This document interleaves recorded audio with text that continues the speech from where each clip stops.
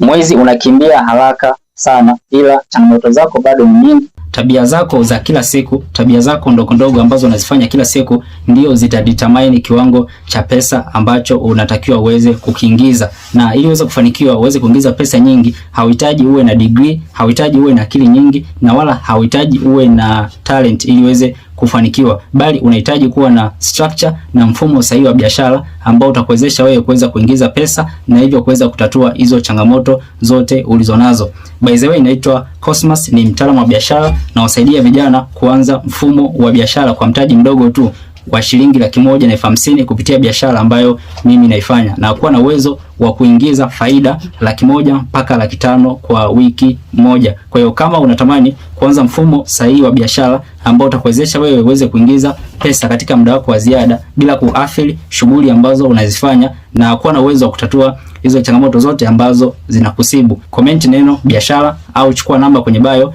nitumie neno biashara, nami nitakuelewa na nitaweza kukupa mwongozo sahihi na kukupa support ya kutosha.